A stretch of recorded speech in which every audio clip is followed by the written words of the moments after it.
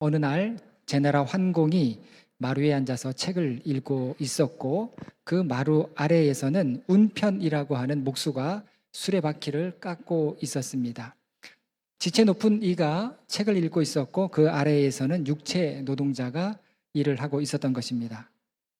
그러다가 갑자기 수레바퀴를 깎고 있던 윤편이 황공에게 말을 건넵니다. 감히 엽줍니다라고 하면서 상께서 읽고 계신 책은 어떤 내용입니까? 라고 묻습니다. 그러자 황공이 훌륭하신 성인의 말씀이다라고 대답을 합니다. 그러니까 윤책이 그 성인이 지금 살아계십니까? 되묻습니다. 황공은 아니다. 세상을 떠난 지가 오래되었다라고 합니다.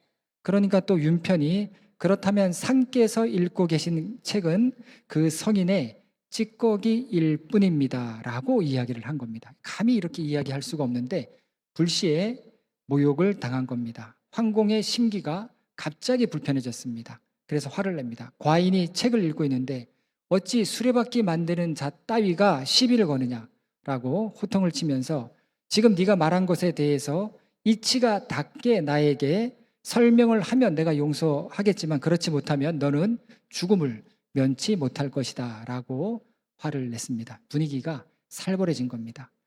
하지만 윤색은 당황한 기색도 없이 이렇게 이야기합니다. 바퀴를 깎을 때는 너무 많이 깎으면 헐렁해서 고정되지 않고 덜 깎으면 빡빡해서 들어가지 않습니다. 더 깎지도 않고 덜 깎지도 않는 것은 손의 감각으로 터득하고 마음으로 느낄 뿐이지 입으로 말할 수 없습니다. 거기에 비결이 있습니다.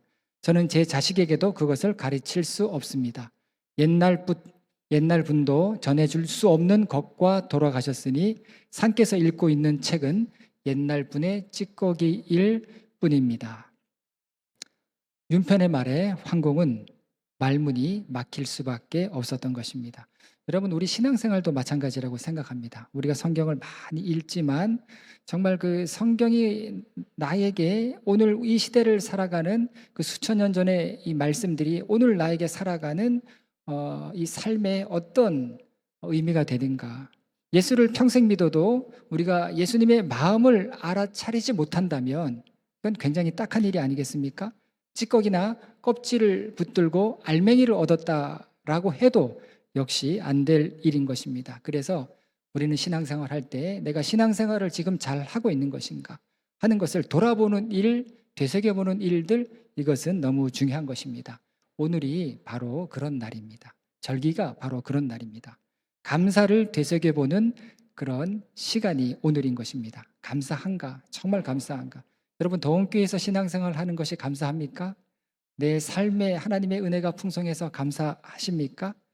여러분, 왜 감사이겠습니까? 사실 우리 삶에 당연한 것은 하나도 없습니다. 그렇다고 감사가 우리 삶의 문제나 위협을 없애주는 것도 아닙니다. 최근에 시청 앞에서 일어난 사고로 인해서 전 국민의 마음이 많이 아플 것입니다. 온 나라가 충격에 빠져 있죠. 많은 분들이 지금도 보니까 사고 현장을 방문해서 추모하고 있습니다. 제가 뉴스를 보다가 어떤 직장인들과 학생들이 인터뷰하는 것을 보았는데 그분들은 거기를 매일 다닌다는 거예요. 저도 결혼 초기에 저희 집사람 회사가 시청 앞에 있었습니다. 여기 선릉에 있다가 시청 앞으로 옮겨가서 거기에 무슨 식당이 있는지 알아요. 그 앞에서 하여튼 커피도 많이 마시고 식사도 많이 했던 그 앞을 정말 자주 다녔던 그런 곳입니다. 여러분, 우리도 살아가면서 봉변을 당할 수 있습니다. 중병에 걸릴 수도 있습니다. 예기치 않는 순간 생각지 못한 그런 일들을 경험할 수 있습니다.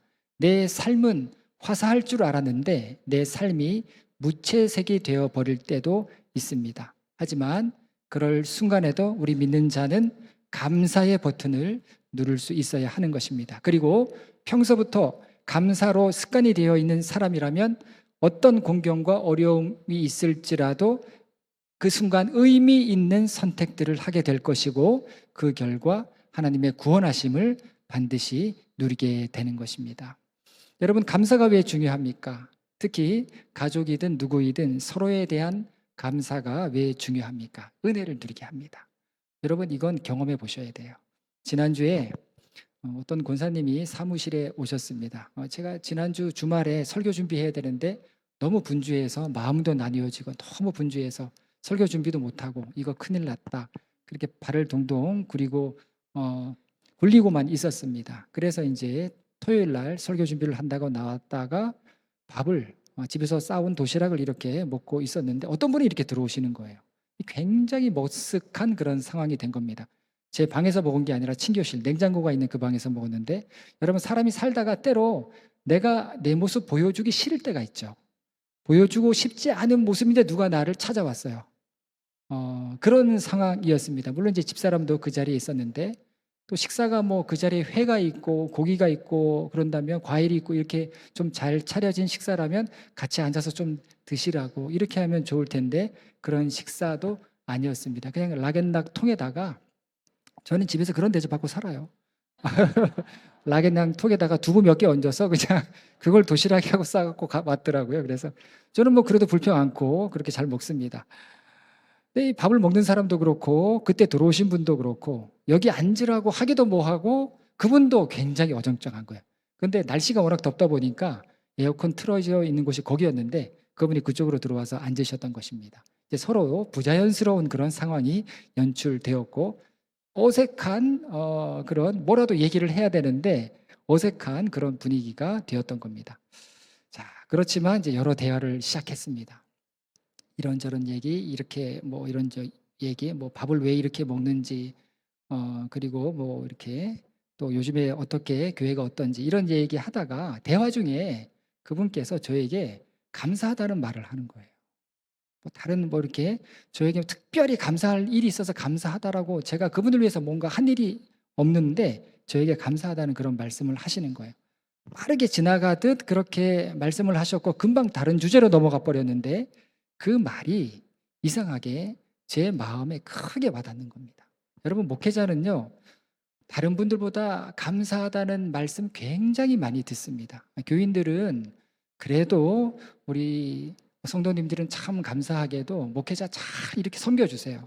그렇기 때문에 감사하다는 이야기 참 많이 듣고 사는데 그런데 평소와는 다른 그런 느낌을 제가 받게 되온 겁니다. 그날따라 부담감이 굉장히 컸는데 근데 그런 부담감이 싹 씻겨 내려가는 듯한 느낌 그리고 하나님께서 이분을 통해서 주신 메시지이구나 하는 게 느껴지는 그런 느낌. 처음으로 감사하다라고 하는 말에 제가 그런 이 마음이 동하는 그런 경험을 했던 것입니다. 감사라는 단어를 통해서 하나님의 은혜를 경험한 거죠. 그래서 여러분 감사하는 마음을 갖는 거 특별히 서로에 대해서 중심에서 나오는 감사의 인사를 하는 거 이것이 너무나도 중요한 것입니다. 여러분 왜 감사가 중요합니까? 감사는 우리 마음의 지배적인 것이 무엇인지 보여줍니다. 마음에 병이 있는 사람은 감사 못합니다. 그 마음의 지배적인 것이 병적인 거기 때문에 안 돼요. 마음에 원망이 있고 불평이 있고 정죄하는 마음이 있고 비난하는 마음이 있고 또 마음에 욕심이 있고 교만한 마음들 여러분 감사할 수가 없죠. 다 영적인 질병들의 원인들인 것입니다. 그래서 지난 한 주간 맥주감사 특세를 하지 않았습니까? 그때 여러분 다 알고 계시는 거지만 아주 중요한 것들에 대해서 다시 말씀을 드렸습니다. 여러분 우리가 그렇게 지금까지 해오지 못했다 할지라도 앞으로 우리 신앙생활의 목적이 어디에 있는가?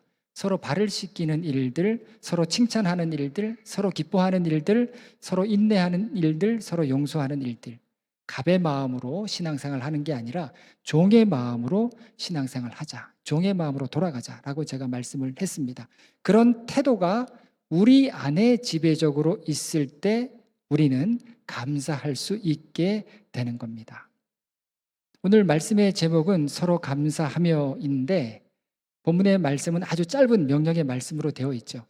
제가 이 감사에 대한 본문을 여러 군데를 찾아놨었는데 오늘 세대 통합 예배 때 학생이 성경을 읽는데 행여라도 이게 막 어려운 단어가 나오고 사람 어려운 이름이 나오면 그 학생이 처음 오늘 여기 강대상에서 성경 읽는데 본인이 실수했다라고 생각하면 그 다음에 성경 절대 읽을 것 같지 않아서 아주 짧은 구절로 제가 범사에 감사하라 짧은 구절로 이렇게 준비를 했는데 그런데 옆에서 보니까 하나도 안 떨어요. 기도하는 친구도 하나도 안 떨죠. 어른들이 여기 올라오면 목소리 떨립니다. 그런데 학생들을 보니까 오히려 더 안 떨어요. 얼마나 느긋하게 앉아 있는지, 우리 성경을 읽은 시건이는 얼마나 여유롭게 편안하게 앉아 있는지 모르겠습니다. 제가 괜히 걱정했습니다. 아주 짧은 말씀인데 짧은 명령이에요. 범사에 감사하라. 올해로 우리 교회가 3년 되었고 우리가 학교 강당에서 예배 드린 지는 꼭 2년 되는 그런 날입니다. 여러분, 목회적으로는요 앞으로 큰 변화는 없을 거예요.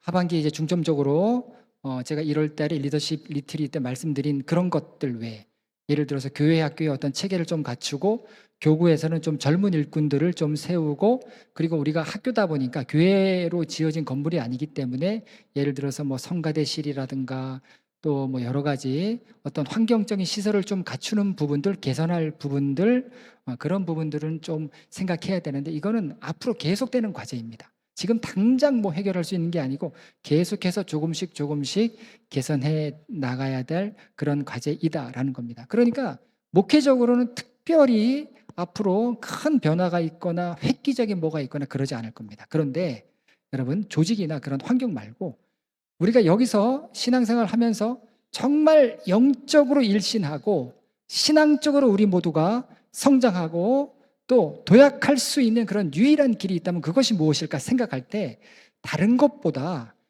저와 여러분 우리 한 사람 한 사람이 서로 감사하며 신앙생활할 수 있는 그날이 오게 될 때 우리는 영적으로 도약하고 성장하게 된다라는 겁니다. 여러분, 서로 감사하면서 신앙생활하는 것이 왜 중요합니까? 지금은 다 주는 시대예요. 아이들도 줄고 교인들도 줄고. 여러분, 저희 교회 지금 교인들 구성이 베이비 부모 세대가 제일 많습니다. 베이비 부모 1958년부터 60년대 초에 태어난 그분들이 청년이었을 때 청년들 부흥이 폭발했어요. 그리고 그분들이 장년이었을 때 교회가 건축을 많이 했습니다. 지금은 이제 그분들이 은퇴 다 하실 그런 나이가 되었죠. 그러면 앞으로는 계속해서 그래프는 내려갈 수밖에 없는 그런 시대가 되었습니다. 그런데 여러분, 우리가 정말 신앙적으로 성숙한 모습이 무엇인가라고 생각할 때 서로 감사하면서 신앙생활할 수 있는 그 모습을 우리가 회복하게 될 때 우리는 신앙적으로 더 성장하는 교회가 될 것이다. 저는 분명히 확신합니다. 여러분, 과거에 정전을 많이 경험해 보셨죠? 청년들은 잘 모를 겁니다. 정전. 시골에서는 특별히 이제 집집마다 촛불을 다 준비했었는데, 정전이 되면 온 동네가 어떻습니까? 야, 불 나갔다 그러지 않습니까? 그러다가 전기가 확 들어오면 불 들어왔다 그러면서 막 동네가 그냥 다 들려요, 소리가. 예, 그런 시대가 있었는데 전기가 끊겨 보면 이 전기의 소중함을 알게 되죠. 얼마나 소중한가. 여러분, 우리 더원교회는요 신앙생활 하면서 아픔이 뭔지를 우리가 다 경험해 봤어요. 정신적인 아픔, 신앙적인 고통을 겪어봤기 때문에 우리 모두는요 교회가 얼마나 중요한가, 이거 다른 교인들보다 더 잘 알고요, 신앙생활이 얼마나 중요한가 하는 것도 여기 계신 분들 너무나 잘 알 겁니다. 어떻게 된 거예요? 아픔이 우리로 하여금 살아있는 신앙생활에 대해서 더 나아가게 했다라는 겁니다.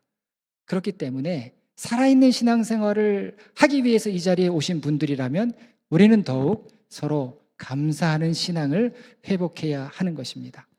제가 화요일마다 교회에 헌금 봉투를 파쇄합니다. 이렇게 온라인으로 인터넷 뱅킹으로 보내시는 분들도 계시지만 화요일마다 알람을 맞춰놓고 봉투를 파쇄하는데, 제가 최근에 감동받은 게 있어요. 최근에 그게 뭐냐면, 이 사랑부 청년들이, 사랑부는 아마 지금 모임 따로 하고 있을 거예요. 여기 아마 저는 같이 오라고 했습니다. 괜찮다고. 뭐 어떠냐고. 뛰어다녀도 괜찮으니까 여기 있으라고.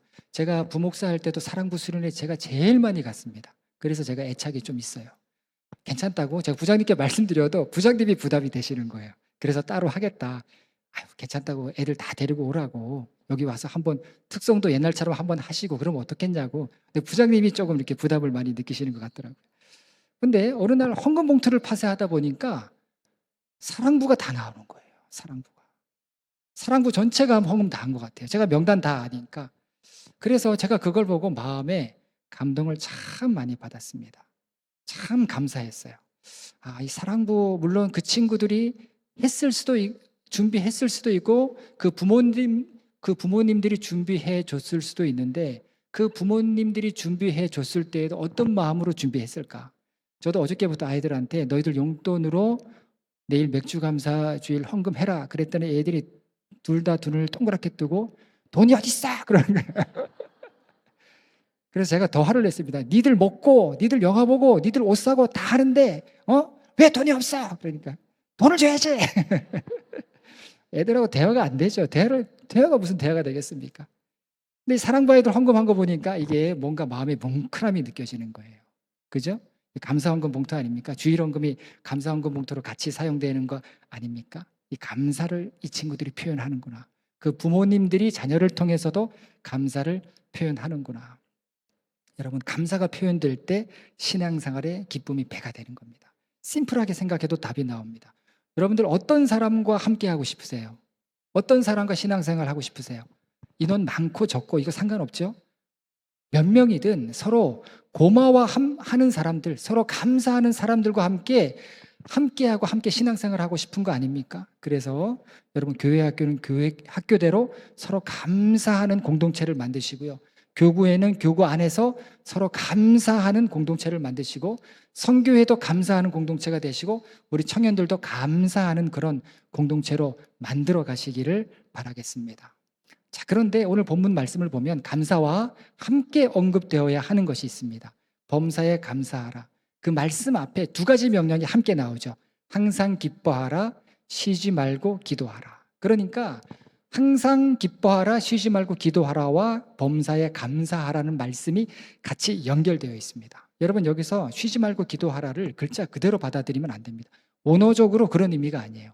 원어적으로 쉬지 말고 기도하라, 24시간 기도하라 이게 아니고요. 항상 매일의 삶에서 하나님을 의지하는 태도와 기도하는 마음으로 살아가라는 거예요. 그죠? 그러면 조금 자유로워지시죠. 예. 여러분 하루에 저녁에 1시간 기도하는 분들 계세요? 못합니다. 목사도 못해요. 예. 옛날에 구시기도회 할 때도요. 옛날에 구시기도회 돌아가면서 하는데도 너무 지칩니다. 그래서 여러분 집에서 하나님을 의지하는 마음, 기도하는 마음으로 살아가는 거. 사실 여러분 이것이 굉장히 중요한 태도인데 그래서 사도 바울이 쉬지 말고 기도하라라고 하는 그런 의미를 이런 단어로 사용했던 겁니다. 결국 이 감사라고 하는 거 기쁨과 기도가 연결된 믿음의 산물이다라는 겁니다. 여러분 그래서 감사에는 반드시 기쁨과 기도가 연결되어 있기 때문에 하나님을 의지하는 태도와 믿음 안에서 즐거워하는 그런 태도가 다 연결되어 있기 때문에 감사는 우리 신앙을 체크하는 기준이 됩니다. 여러분 감사가 없으면 다른 사람을 어떻게 합니까? 그리스 신화에 프로크루테스의 침대라고 나오죠. 그 침대에 사람 눕혀놓고 어떻게 합니까? 침대보다 길면 잘라버리고 침대보다 작아도 잘라버리고. 왜요? 침대를 자기 마음대로 조절할 수 있었거든요. 감사가 없으면 그렇게 되기 쉬운 거예요. 그래서 여러분 우리에게 있어서 가장 중요한 것이 무엇인가? 하나님 앞에서 내가 어떤 모습인가, 어떤 사람인가 하는 거 이것이 중요한 거예요. 여러분 기쁨이 없다면 기쁨을 회복하시기 바랍니다. 기쁨과 함께 기도가 있어야 돼요. 매일의 삶에서 하나님을 의지하는 태도, 매일의 삶에서 기도하는 마음을 갖고 살아가는 거 이것이 있고 그리고 꼭 감사가 있어야 되는 것입니다. 이것이 하나님의 뜻을 이루는 삶이라고 성경은 분명히 우리에게 말씀하고 있습니다. 안동에 안동교회가 있습니다. 과거 이 교회가 한 15년 전에 굉장히 유명했었어요. 막 책도 막 나오고 유명했던 이유가 뭐냐면 이 안동교회는 1907년에 세워졌는데 선교사님이 세우게 됩니다. 외국 선교사님 부부가 와서 안동교회를 세웠는데 그 사모님이 지은 찬송가가 너무 유명한 찬송가가 있어요. 387장 멀리 멀리 갔더니 처량하고 고나며 슬프고도 외로워 정처 없이 다니니. 이게 그 선교사님 사모님이 지은 찬송입니다. 인간적인 표현이에요. 그죠? 외국에서 멀리 멀리 왔는데 말을 타고 우리나라 전국을 돌아다니다가 안동에 머물러서 교회를 개척했던 그 우리는 얼굴을 알지 못하는 지금 양화진에 묻혀 계십니다. 그 사모님의 그 마음이 느껴지지 않습니까? 그래서 이 선교사님이 이제 안동교회를 세우게 되었는데 100년이 훨씬 넘었죠. 자, 그런데 이 교회가 유명해진 건 뭐냐면 주부에 보면 담임 목사님이 계시고요. 원로 목사님이 계시고 뭐 그렇죠. 괜찮죠. 그런데 그 위에 상 원로 목사님이 또 계셨어요. 그러니까 원로 목사님이 두 분이었던 겁니다. 첫 번째 원로 목사님은 1943년부터 1970 몇 년까지인가 60 몇 년까지인가 목회를 하셨고 그 이후에 또 한 목사님이 거의 한 90년대까지 목회를 하셨고 그리고 이제 이후에 지금 담임 목사님이 목회를 하시는데 여러분 상식적으로는 이런 교회 없습니다. 일반적으로는 절대 이런 교회 찾기 어려워요. 그런데 세 분이 다 예배를 참석 잘 하시고 때로 돌아가면서 축도를 해주시기도 하시고 또 때로 돌아가면서 또 기도를 해주시기도 하시고 그리고 교인들은요 이 세 분의 목사님을 할아버지 목사님, 아버지 목사님, 아들 목사님으로 그렇게 불렀다는 거예요. 웬만한 교회는 이해할 수 없는 일이죠. 너무 평생을 잘 지내셨다. 교인들과도 잘 지내고 화목하게 잘 지내고 목사님 세 분에서도 너무 화목하게 잘 지내고 이런 교회가 있을까 하는 생각을 제가 하게 됩니다. 이게 과연 불가능한 일일까? 아니에요. 저는 그렇게 생각하지는 않습니다. 성경대로 서로가 섬긴다면, 성경대로 겸손하다면, 성경대로 서로 감사하게 여긴다면 가능합니다. 여러분, 그러니까 교인들에게는 기쁨이 있죠. 교인들에게 기쁨이 있으니까 감사를 하게 되죠. 감사가 있으니까 자원하는 마음으로 순종을 하죠. 그렇게 되니까 서로 존중합니다. 이 교회의 또 유명한 부분은 뭐냐면 100년이 넘도록 교회 다툼이 한 번도 없었다는 거예요. 교회 싸움이 없었다는 거예요. 분란이 없었다는 거예요. 우리 상식을 초월하는 아름다운 교회들이 있습니다. 여러분, 우리 도원교회가 이제 3년을 넘어서 30주년을 향해서 이제 나가야 하는데 우리 도원교회 또 도원교회 성도님들 우리가 어떻게 신앙생활을 해야 되겠습니까? 여러분, 우리 교회도 그런 교회가 되기를 바라겠습니다. 저는 교회가 성장하고 교회 예산이 많아지고 여기는 별로 관심 없어요. 우리가 서로 감사하면서 정말 초대교회의 모습을 회복할 수 있는가? 우리가 정말 서로 정말 겸손하게 하나님의 뜻을 이루는 신앙생활을 우리가 할 수 있는가? 서로 정죄하지 않고 서로 은혜를 입으면서 하나님의 뜻을 이루어갈 수 있는가? 그런 교회가 되기를 바랍니다. 우리 모두 서로 감사함으로 믿음의 큰 사람들이 되는 여러분 모두가 되시기를 바라겠습니다. 기도하시겠습니다. 하나님, 우리가 살아가는 일에 마음 뺏기고 너무도 분주하고 너무 치열하여서 또 이 세상을 향해 늘 우리가 마음이 가 있기 때문에 하나님 앞에 감사를 잊고 살 때가 얼마나 많이 있었는지 모르겠습니다. 하나님, 하나님께 감사할 수 있는 믿음을 더하여 주시고 또한 하나님의 은혜로 우리 모두가 서로 감사하며 신앙생활을 할 수 있는 저희들 될 수 있도록 인도하여 주시옵소서. 예수님의 이름으로 기도합니다. 아멘.